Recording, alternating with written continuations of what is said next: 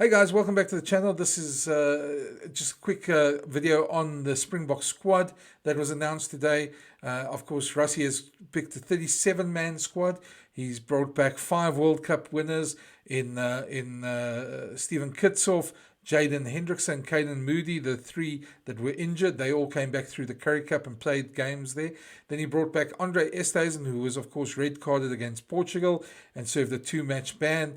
And then he brought back Jasper Wiese, who was, of course, red carded when his last game for Leicester Tigers and got a 6-match ban. And couldn't play in any of the tests so far. We expect some of them to play against the All Blacks, and we'll go through the squad now and talk a bit about their chances. But those are the 5 guys back.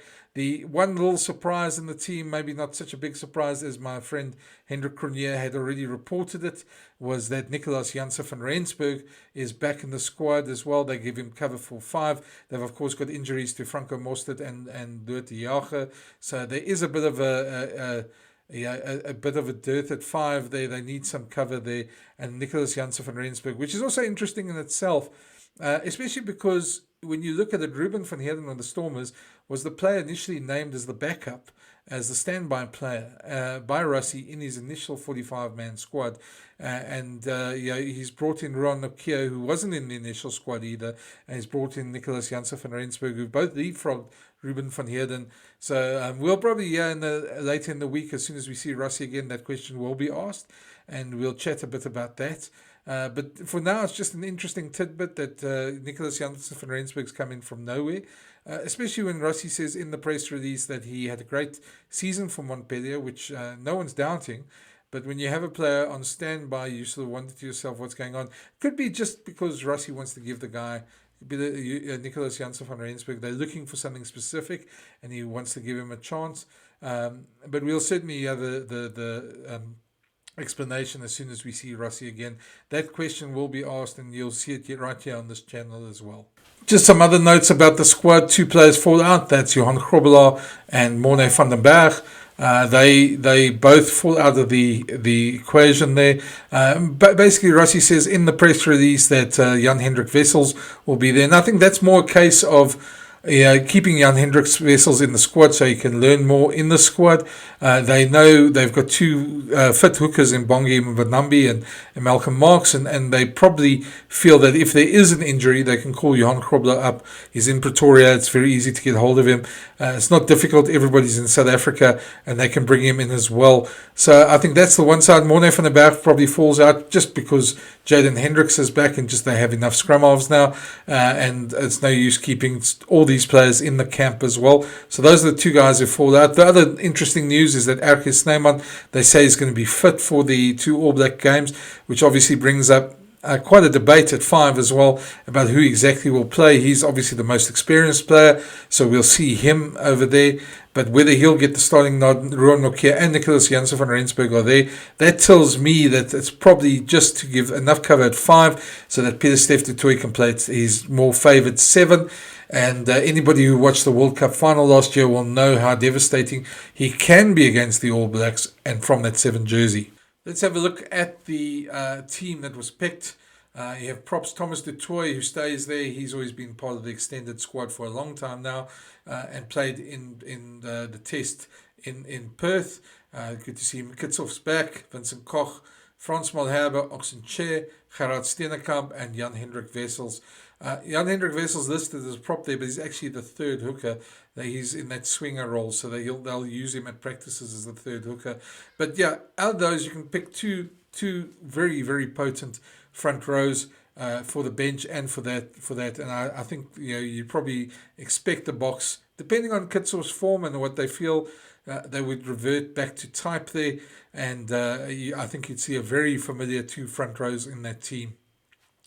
The hookers then obviously aren't a surprise. Malcolm Marx and Bongi Mbonambi, both there at the moment.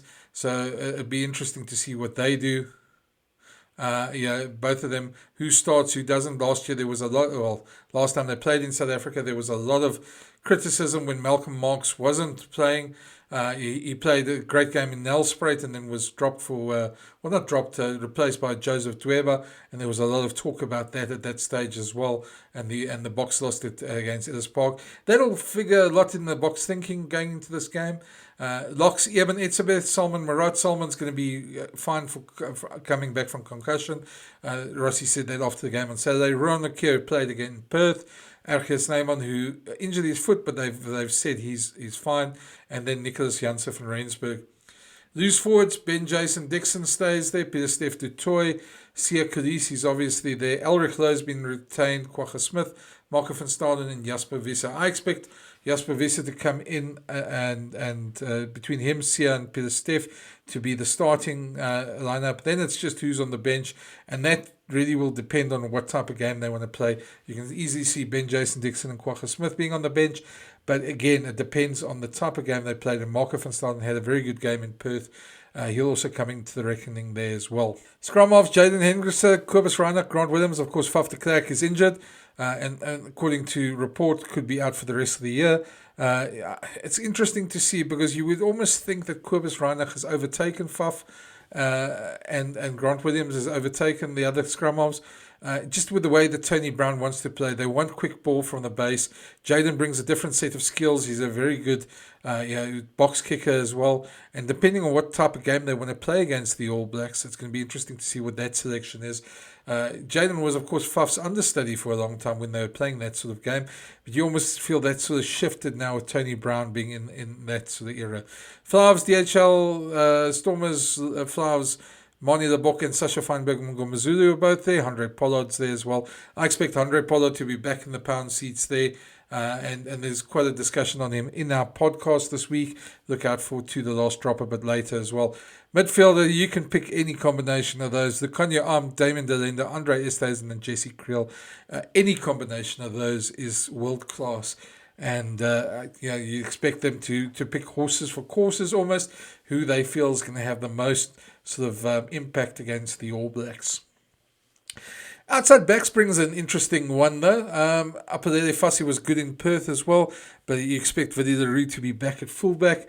Then you've got Curtly Arons, Cheslin Colby, Makazole Mapimpi and Kanan Moody. 4 wingers there. It's hard to dislodge Curtly Arons and Cheslin Colby, but you sort of say to yourself, well, you look at those and you say, well, do they go with a taller winger than Kanan Moody, especially with somebody like Will Jordan who's good under the high ball? Does that play a factor the way they want? And remember, Kanan had an exceptional game against the All Blacks at Twickenham when he played centre. So do you look at him for that, or do you stick with tried and tested, not tested, and keep the same sort of wingers there as well? That's going to be interesting to see as well. So it'll be very keen to see what happens in that selection. We'll obviously find out more going into the week that comes. But saying that, it's a very strong squad. It's an exceptional squad, and there's 14 guys that are going to fall out of that squad. And you could probably pick maybe 7 or 8 of them, but there's a lot of them that have claims as well. It's really, really a good squad that they've picked as well. And I could see it giving the All Blacks a run for their money. But we have a deeper discussion this week on To The Last Drop on our podcast with former Springbok assistant coach and Lions coach Swayze de Bruin, who brings his insight to the podcast. So keep an eye out for that. That's out on Thursday morning, and it's a very, very interesting discussion. If you're a Springbok fan and you want to hear his thoughts, it's definitely worth a listen. But guys, thanks again. Please leave your comments down below. Anything that you feel that selections you agree with and don't agree with. Still no word on Cameron Hanekom. I didn't expect him to be in the squad. We expect him probably, if anything, to be in the Argentina squad for Argentina. But they could just decide to let him play a bit of URC and get his form back, and then maybe look at him for November as well. We'll try and find out a bit more when we see Rossi and them again. But thanks for watching this. And again, leave your comments. If you haven't already, please subscribe. It helps. And please comment as well. It's always great to see what's going on. It gives me great feedback for these videos. Because sometimes you stand in front of the camera and you talk into the void and it feels like a bit of a lonely place. But thanks again for watching. And chat to you soon. Cheers.